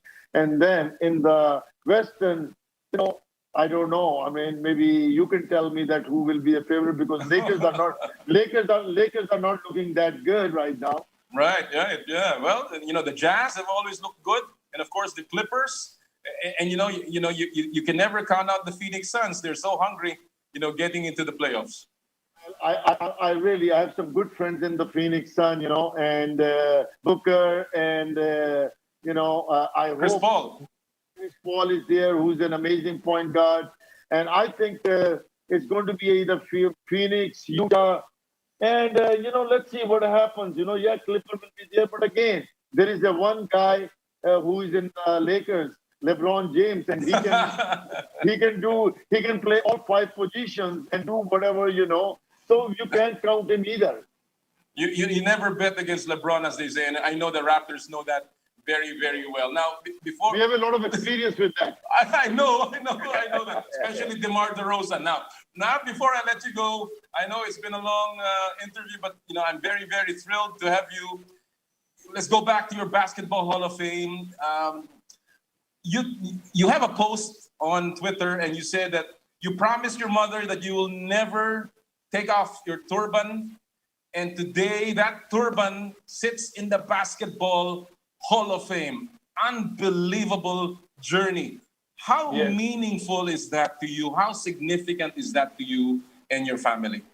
I'm speechless. I cannot even relate that because when I was 16, my mom one day called me and asked me to promise her 3 things. And those were the 3 things.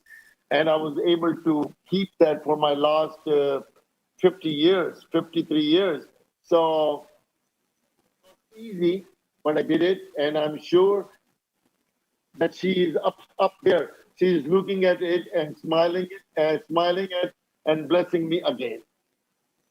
if you have any advice, you know, the Philippines has a lot of passionate fans. I'll tell you something now. When I was a commissioner, I honored the fans as well. I was actually the first PBA commissioner that did that. There are so many passionate fans in the Philippines all over the world who, you know, are looking at you, you know, hoping one day they could also be in the Basketball Hall of Fame.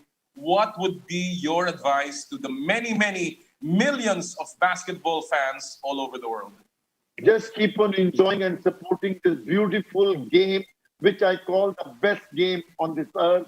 And you don't, you know, I never thought that I'm going to be in the Hall of Fame. I just enjoyed the game and the opportunity it gave me to integrate with the people of different kinds, of different backgrounds. I mean, and here I am. I got rewarded, and I would just say, and I know the passion people from Philippines have, because we have some Philippines leagues here in Toronto also, and they are very passionate about basketball. And I just continue that because this is a good sport which gives us all the opportunity to bring the world together. Nav, those words will always ring in my ears, and I'm truly honored to have a Hall of Famer on our show. Thank you so much for joining us. God bless you, Nav. Thank you very much, and stay safe. Pambihira pong kwento ni Nav Bathia, ang isang simpleng fan na naging super fan at ngayon po ay nasa Basketball Hall of Fame. Unbelievable story, and we hope you enjoyed that one as much as we did bringing it to you. Alright mga kapatid, kami po ay magbe-break muna sa aming pagbabalik. Pag-usapan naman natin, paano ba ang ikasal at mabuhay kasama ng two celebrated coaches? A wives' tale when we come back sa Power and Play, hatid sa inyo ng Big Boss Cement at ng Cherry Loop.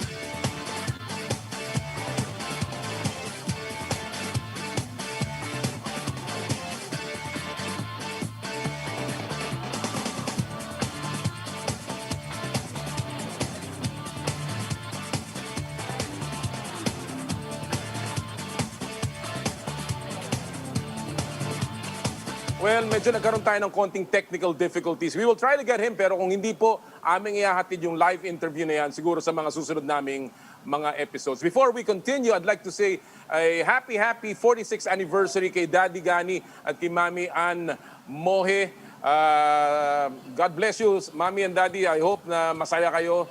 Magsama-sama tayo sa celebration very, very soon. All right. At this point, talking about family, well, alam niyo po, I've always been fascinated by kung paano yung ibang side ba ng mga paborito nating mga celebrities in sports. Alam naman natin at kilala natin si Coach Tim Cohn at saka si Coach Chot Reyes, two of the most successful and most celebrated coaches in Philippine history. Pero how are they as partners, as husbands, as a father of a family? Well, ngayong araw pong ito, makakausap natin ang kanilang may bahay, their better half, ika nga. And we're very privileged to have with us, live from the US, and of course, the other one is in Manila. Walang iba kung hindi si Mrs. Tim Cohn, si Chris Cohn, at si Mrs. Chot Reyes, si Cherry Reyes. Good morning, ladies. Thank you so much for joining us. Hi, Noli. Thank you for having us. Good morning, Noli. Hi, Chris. Hello, Chair. Wow, it is so, you look lovely. Pambihira talagang. Pinaghandaan nyo kami. Ano ba yan, Cherry? Tony and Guy Siyempre ba yan? naman, no? Tony and Guy ba yan? Of course. Nakaka-pressure. All right. Well, Chris, I know you're still in the States. How are you Yes. there? How are the kids? Hey. How are you doing? The pandemic and, the time of his life. I mean, that part of his life when he was not involved in basketball. Yes, actually, I was enjoying that life. So now, balik na naman sa stress. Malami na naman akong kaaway, Noli. No, but, we wanted to get this in. You were going, or at least when you married them, did you know that you were getting into a basketball marriage as well, that you will forever inevitably linked with basketball? I'll begin with you, Chris.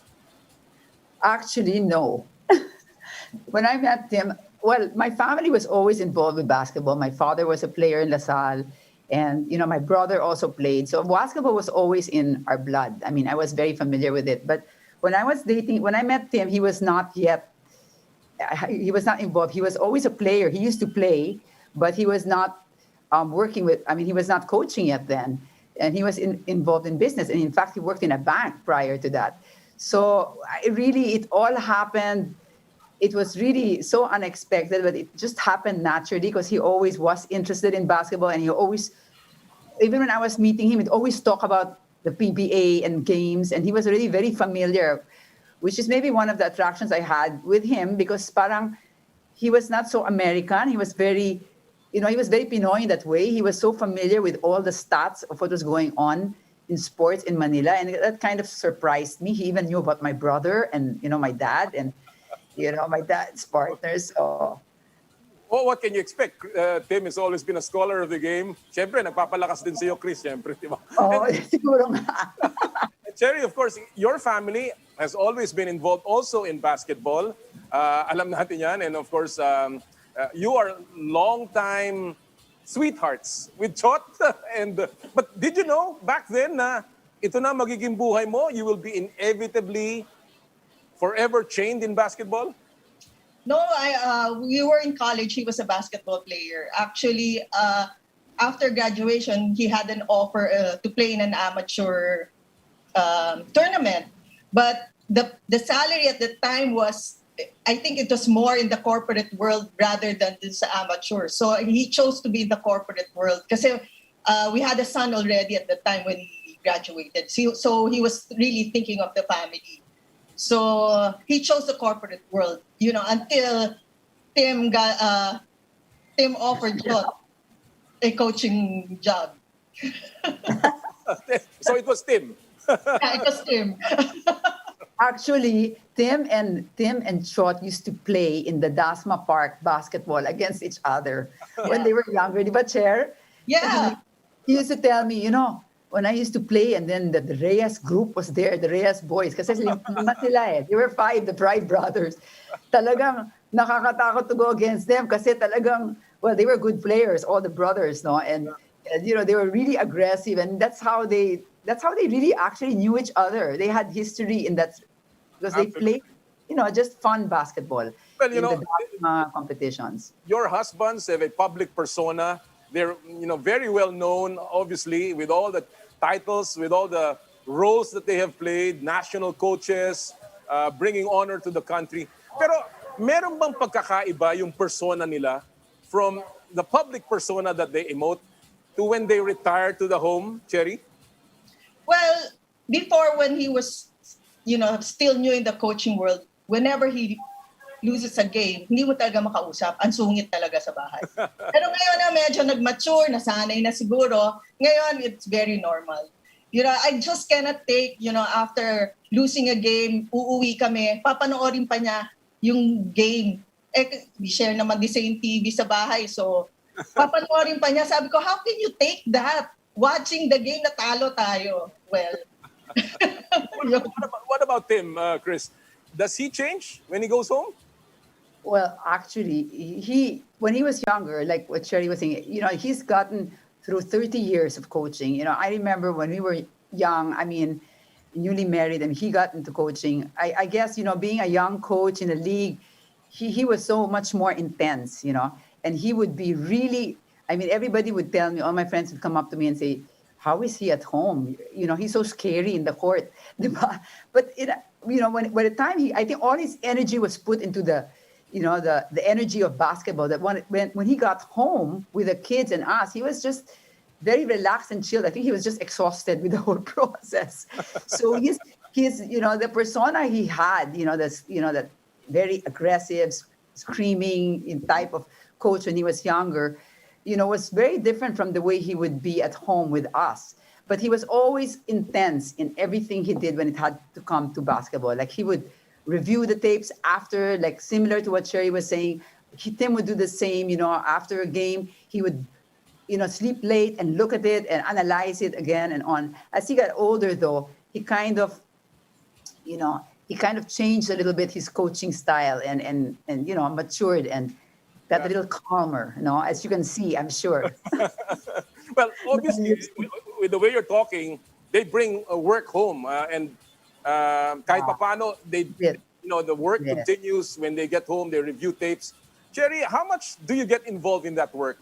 Do you even try to you know, analyze? Do you even try to talk to him? Or does he talk to you na dapat hindi ko pinasok si ganito, dapat ito yung play na ginawa ko? Does he make you a sounding board?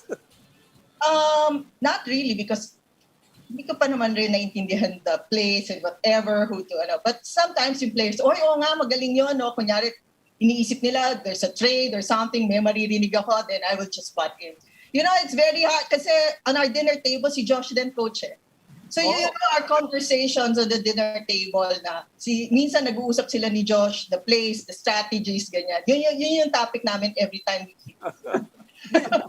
Do you ever, Chris, do you ever say to Tim, no, let's not talk about basketball right now? Are there rules in the house, at least?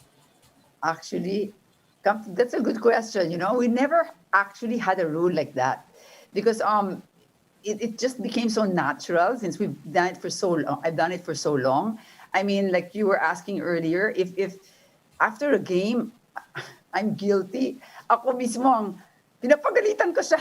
Sometimes sabi, bakit gano'n ang laro ng player na yan? Bakit? Sometimes I get critical also and I have to hold myself back because I can see that he says, you know, when they don't play well, it's not their fault, it's my fault. So he takes it, you know, he takes it. So then I realized that, you know, I have to keep quiet for a while and let him process it. But I do get affected. And I used to get really affected when I was younger. And I've learned to also cope with it as we've gotten older.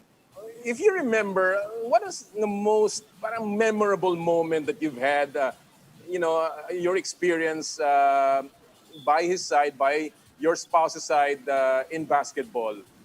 Something that, you know, obviously championships are always nice, but was there a special or a memorable moment that you can remember, Cherry?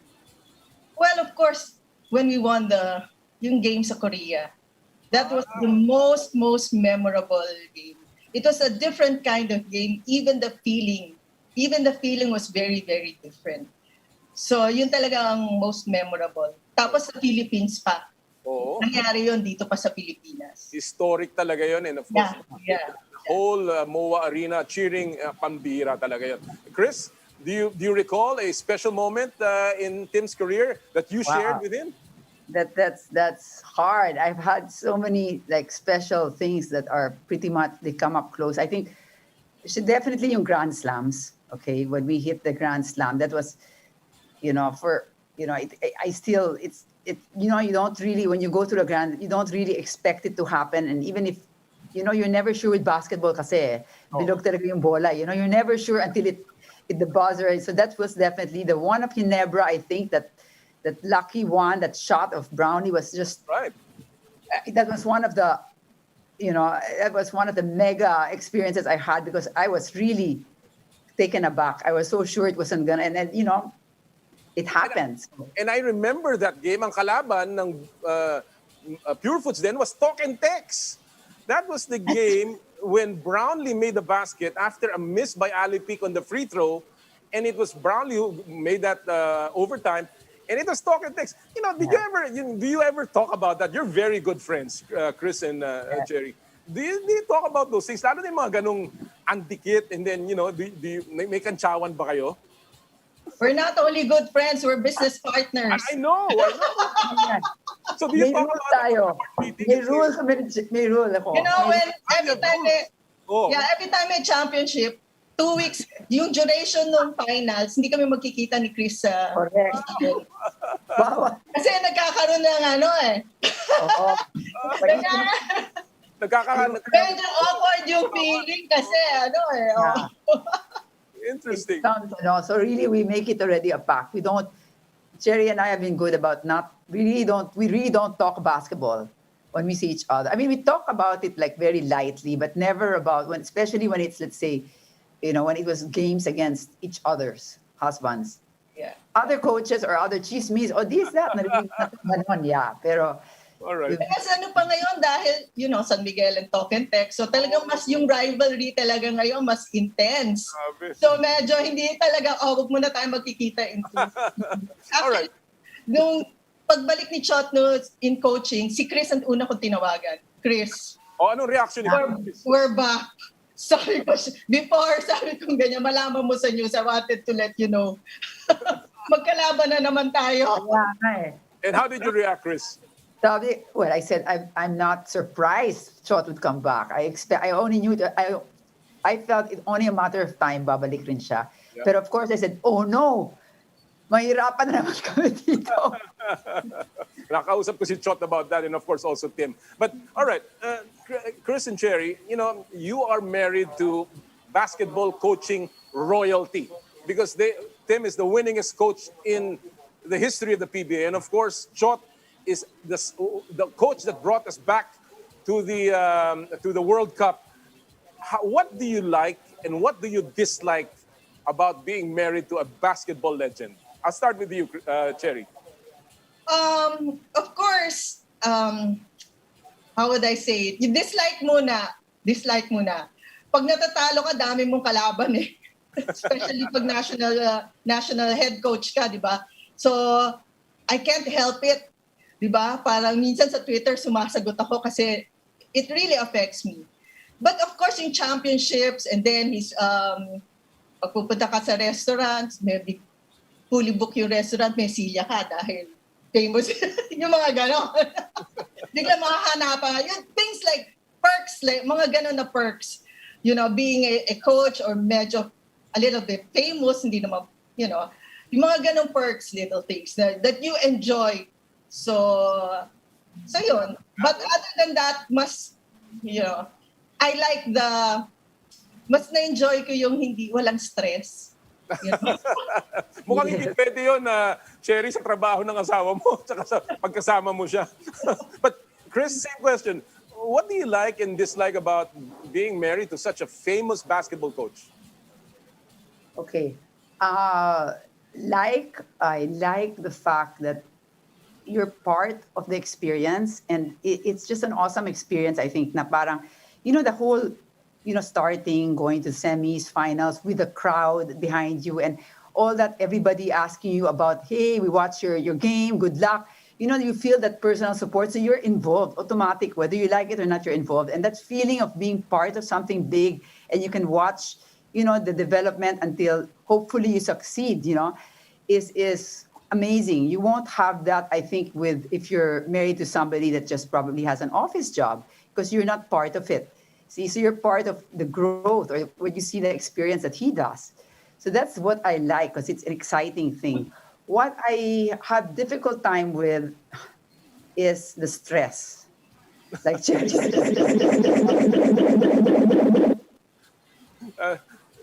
It's the same experience, I guess. It's the stress and not having time for ourselves. Because the schedule is so bad, we never can get a proper vacation, with the family together.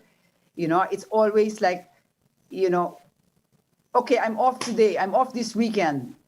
It's all biglaan. Talagang we can never plan, and my kids live in the States and we're divided because my son is in Manila, the other two. And so it's really hard for us to get together. So that's what I really envy people that have a more set, schedule. So that's, and the stress, of course, of losing and the pressure and all that. That's the difficult part. Many things have been written about Chot and Tim, but can you share one thing that the public still does not know about your husbands? Cris, I'll begin with you. Wow. One thing that my husband, that's a good question. Maybe a movie, a favorite movie, maybe I don't know if they know. all of these little quirks that he has before I guess he goes to a game, he goes to sleep, whatever. Well, we go to a movie 3 times a week. Wow, really? Yeah. When we had movies, when we could go during COVID, we used to go. If there's a good movie, we would go maybe twice, sometimes even 3 times a week. Wow. Now, of course, that's gone. That's gone. But that used to. The night before the game, we don't have any activities socially. He was always very, the game, especially pag finals, ganon, he semis and finals, he doesn't like to really entertain or go out or be with people the day before a game. And that's part, I think, of the process for him. I don't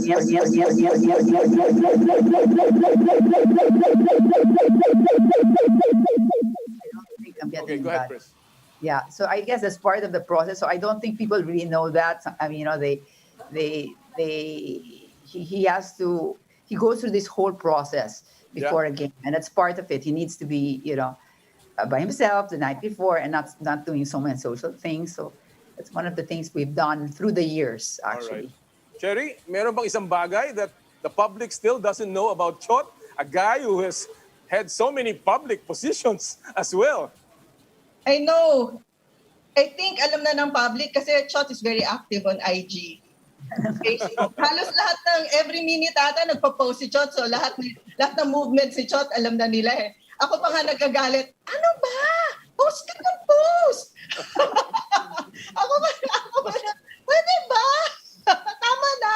Ako pa yung ganon. So, he can be Baduy. We watch also movies. The Baduyas movie, na Tagalog movies. We can... Tearjerker ba? Mga tearjerker? Oo, mga ganyan, mga Tagalog, pinapanood namin yung pag board kami. So yung mga ganon. Other than that, he's always on IG. Lahat ng ginagawa niya, he announced it.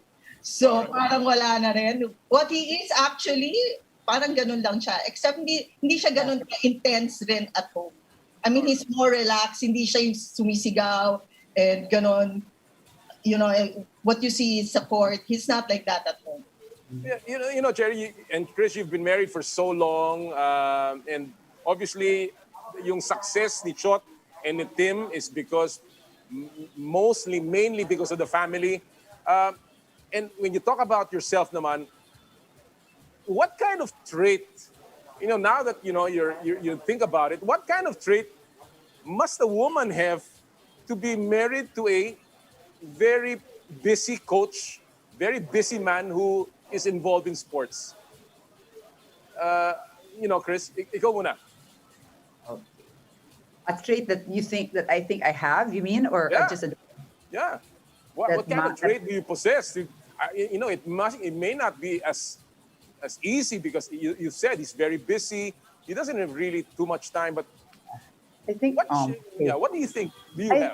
I think that it would be, I think I'd like to say that I have, I'm naturally a disciplined person, and I really value discipline and doing things properly, like at certain times of the day. So I can really follow routines. And so I think that's helped me adjust to the way he wants to do things. Like maybe other women would be like, ano ba to? I want to be, I'm not so spontaneous. I can if he says, no, I have a regiment, I want to do this. Parang I'm okay with that. Kasi me also, I like to do things, I like to plan. I don't, everything, I like to have things done in a plan, to have a plan. So maybe that's why, I'm compatible in terms of it works well with him and his system because he, I don't have such a hard time adjusting to it in that sense. That's what I would think. Cherry, meron bang isang katangian na dapat merong ang isang asawa ng napaka-famous na coach kadaya ni Chot? First of all, kailangan ka nakabantay. Ah, joke! Patay! Hindi, really very supportive. And Of course, always. actually, joke lang yung nakabantay, pero you know, being present, always present, supportive, you're the cheerleader of your, syempre walang nag-cheer sa coach, di ba? It's always been the players ang may fans. So, ikaw talaga yung number one fan ng coach. So, you always have to be there, being present in every game. You know, when they lose or when they win, you're always there. And kung ano man you always have to take a back seat kung ano man yun. No? So kung free siya, o sige, vacation tayo. Ako, ayusin ko yung schedule ko. Kasi yun lang yung time na, yun lang yung window na pwede kami as a family to, you know, to take a vacation or yun yung family time namin. So, yung mga ganon. And I always advise that to the wives also of the players. You know, you always have to be present in the game. You know, kasi they're also, they're celebrities. The temptations are there. So I told them, be present. Support your husband, always. Always be there at all Magagalit sa akin times. si Chot dito. Bakit ko in-interview kayong dalawa? No, joking. Anyway, I still have a few more questions about, you know, just to wrap up things, but I have to take a break. Stay with us, mga kaibigan. You're watching Cris and Cherry Reyes, A Wives' Tale dito po sa Power and Play. Hatid sa inyo ng Big Boss Cement at ng Cherry Loom.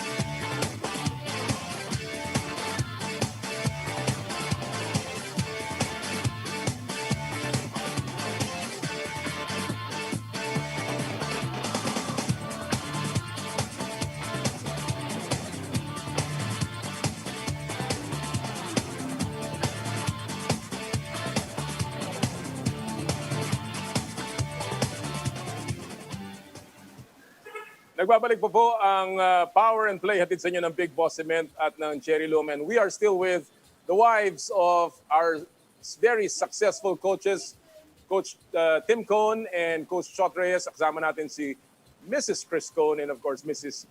Cherry Reyes. Ladies, may mga nagtitext sa akin, yung mga sa social media. Ang gaganda naman daw ng mga asawa nila Coach Chot at ni Coach Tim. Bakit naman daw kailangan bantayan pa? Wow, salamat naman doon. Baka staff natin yan sa Tony and Guy. Yeah. No, meron nagtatanong dito. May nagtatanong dito. Again, another one nagtanong, ano daw ang pinakamalaki niyong away? Biggest argument that you've had about basketball? Maybe Cherry, you'll go ahead.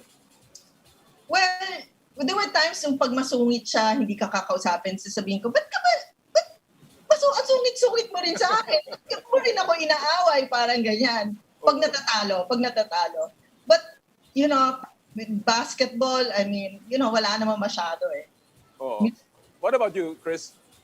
Sige. So, with me naman, parang I remember that I've learned actually, I sometimes when we're talking about a loss, right? And so it's on the way home in the car. And then when I start mentioning things, kasi dapat ganitong nangyari, dapat ganon. So parang nag-argue na kami. After a while, parang I realized na, you know, it's done already, right? I mean, it's like instead of being, you know, I mean, when you're losing, I think, diba, the last thing you want to do is for somebody to keep telling you, you know, to make you feel worse. So sometimes, you know, it's because you're so emotional as a wife and you're there all the time, you're involved. Parang I become like a fan. Yeah. Diba? Parang a feeling of a fan. And I have to remember, sometimes I remember na, ay, teka muna, it's time for me to just be quiet and just support and just tell you,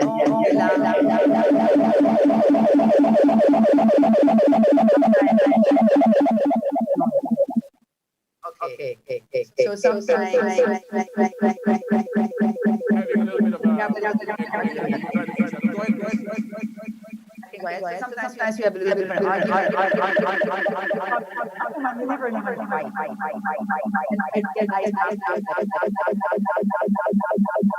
Just for the moment to say it. After a loss or something like that, usually, sometimes it happens. All right. But we never really are, you know, I mean, we never have like big fights or things like that because of basketball, no. We know how, you know, these two are very engaged and very involved in their job. So, natural naman yung siguro talaga sa mag-asawa. You know, before I let you go, your husbands have been in basketball for a very long time, for so long. Cherry, si Chot, we thought was retired from the game. How did that come to you? And you know, are you seeing Chot staying in the game for many more years now? Well, actually, it was a shock. It was a surprise that, you know, he was asked to come back to coaching. Akala ko that's it. After nung corporate world, siya, and then nawala na rin sa, ano. I don't know kung magtatagal din. But I know he has a long-term contract. Binisto na eh. Binisto mo na. Oh. Binisto na eh. So maybe for the next 5 years, ayan na. Going to still be coaching. After that, I really don't know. And he has naman his yung motivational speaking niya. So he's also very active on that part. Chris, do you see, we know that Tim is also still very active and how much these two coaches love the game, but how do you see Tim when he retires? I mean, when that point comes, how do you see him? What do you think will he be doing after? Okay. Well, I know, I mean, Tim is just obsessed with coaching. He loves it. He gets a high out of it. He's always motivated by it. So long as he can do it, I know personally that he's going to want to coach. Now, if the time comes that, you know, he can't maybe be a coach anymore, he might want to be a consultant of some sort, but definitely he would still be involved with the game. He does like to write, and he's also writing about sports. And so he's hoping, you know, that's another hobby of his, which maybe I can see him doing, but I don't see him, as long as he's capable, God willing, you know, that health-wise and all, that I see him always being connected in some way to the sport of basketball. I mean, as long as he lives, probably. Because he would mention to me, like, Tex Winter and people like that he would admire. And he said, oh, he's already 70, but, you know, he was still coaching, you know. Yeah. So... Would you, you know, and I guess it's my parting question to the two of you. Is it hard to be married to a celebrated coach? And would you have done it any differently? Any part of that many years of being with him in basketball? Chris, I'll begin with you. Would I have done it differently, or You have done it any differently? Any part of that life with him for the last so many years that he has been involved in basketball? Would you have changed anything? Well, for myself, you mean? Yeah. The way well, looking back, maybe I would have. I learned that through the years, it would have been better for him, if I learned to pace myself more, and when I was younger. But you don't really learn that until you're older, But the things that I've experienced, not only the highs and the lows, I love every moment. The memories are just so, great. Even the bad ones, you learn so much from it, and it's made us closer, and it's made us so much closer. And I think our marriage is great, and I think a lot of it has to do with the fact that we're both involved in his job, and we're together through highs and lows. So I don't think I'd really change much of what happened. I don't regret, definitely. Maybe things I could improve about myself. I learned that, too late na, di ba? You learn things when you're older, di ba?